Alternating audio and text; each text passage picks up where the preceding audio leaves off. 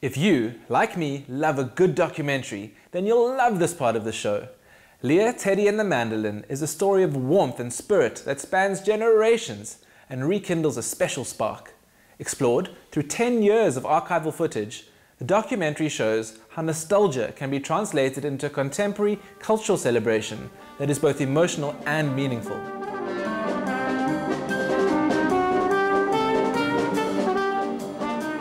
Well, the question I'm always asked these days is why Leah, Teddy and the Mandolin? And it goes back to a picture that I chose in 2001 to use, as it were, the logo for the Leah Todris Yiddish Song Festival. And that photo was one that I always remembered in the family album. These two very innocent-looking children. It was obviously a photographer studio, and that painted background, and all very nostalgic. And basically we were tapping into a sense of nostalgia. We're tapping into the past. We're trying to reconnect to Eastern Europe. And a lot of South African jewelry are from Lithuania. So Leah, Teddy and the Mandolin.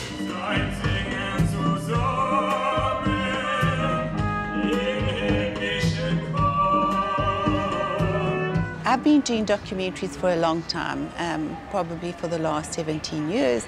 Many of the documentaries have been part of a series. Some of them have been independent, standalone documentaries. But this was the first one, probably, that intrigued me from a different point of view, in that here I had been exposed to the Yiddish Song Festival and was completely amazed by what I found. From the shtetl, through to vaudeville, to musicals and onto Broadway, the influence of Yiddish song has been considerable.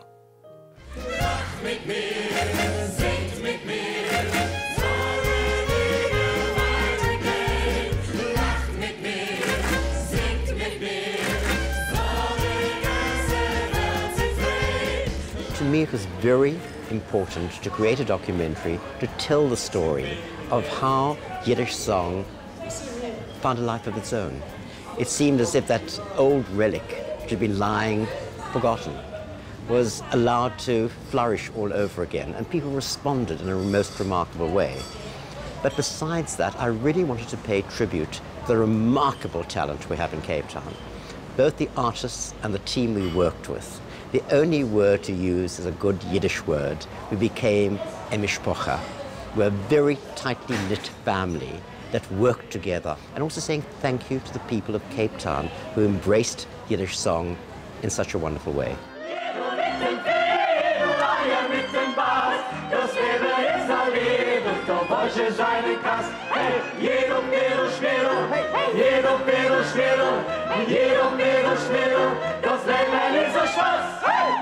Well, I think there's a number of different elements, and I think that it's also very layered.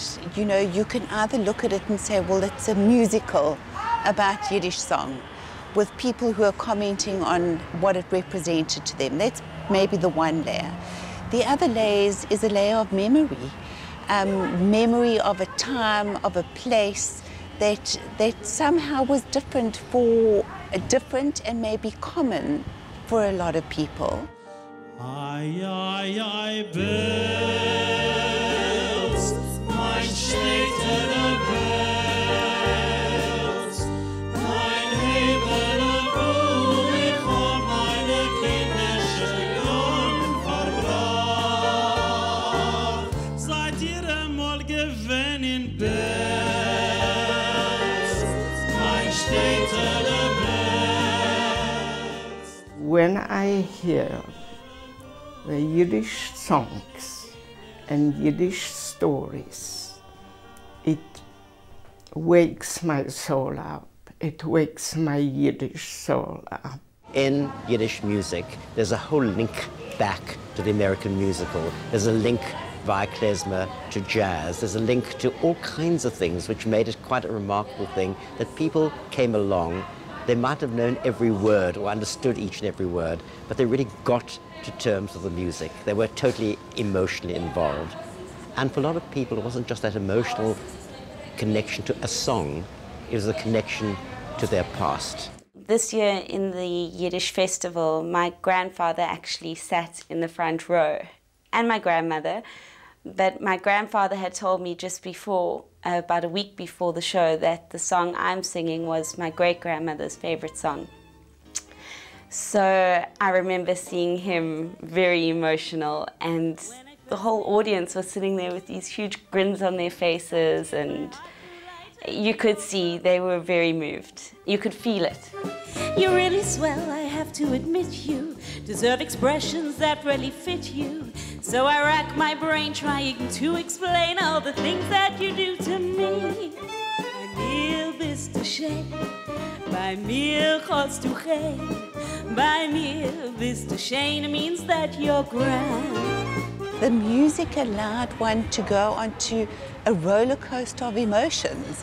You know, one minute you were dancing in your seat, the next minute you were crying, the next minute you were clapping, or you were tapping your feet, and I just enjoyed this very interesting flow of music that I didn't really understand completely what they were singing about, but the music resonated with me.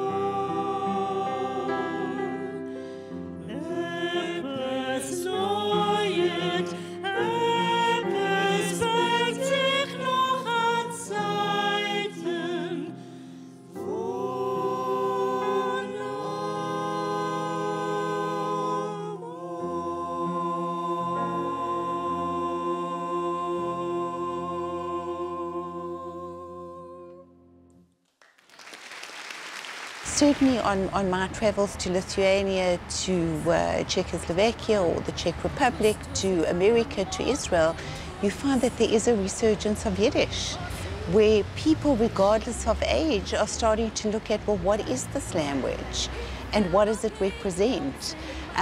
There's a resurgence of the music. You know, music that was long forgotten is suddenly coming into fashion again. And I think that probably the documentary will follow those layers with different people. Some people will look at it and it will be purely about memory. Others it will be about enjoyment. Others it will be about finding a path or something new that they'd like to investigate. But for me, really, it's about a celebration. How do you celebrate memory? How do you celebrate music? How do you celebrate people? How do you acknowledge what people have done, what they've gone through? I long to see my home again. The piano we all played back then. My tata's favorite radio, my mama's flowers she would grow. Ich bin geheim. The steps on which I scraped my knee. The wooden gate, the lemon tree. These precious memories I keep, weil die Zeit kommt nicht zurück. Ich denk aheim. Ich denk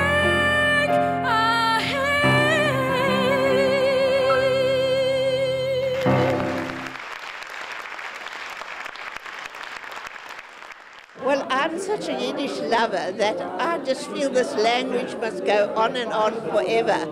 And being involved with the Cape Jewish Seniors since its inception, I have been to every concert, and this film was superb.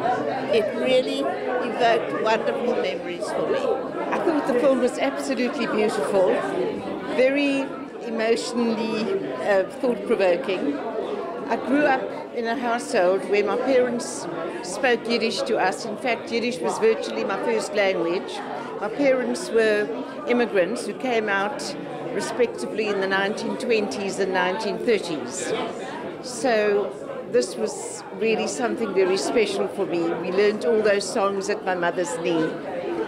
And das ist von mir gewinnt sehr geschmackt. In other words, very tasty. Ich weiß nicht, was zu sagen. Ich bin übergenämt. I think that means overwhelmed. Music is a mandolin. I used to sing that as a child. I was born in Kovna many years back, and all the memories. And I thank you so much for allowing us to enjoy this memorable evening.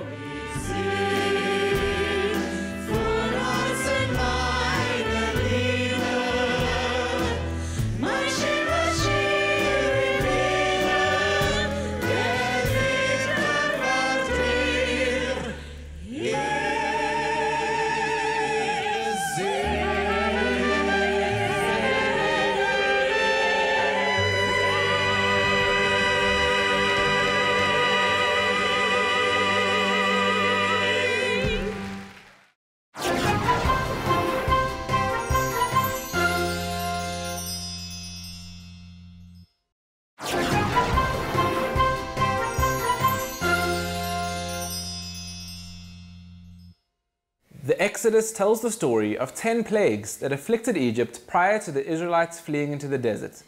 For the next 3 weeks, as we build up to the festival of Pesach, or Passover, as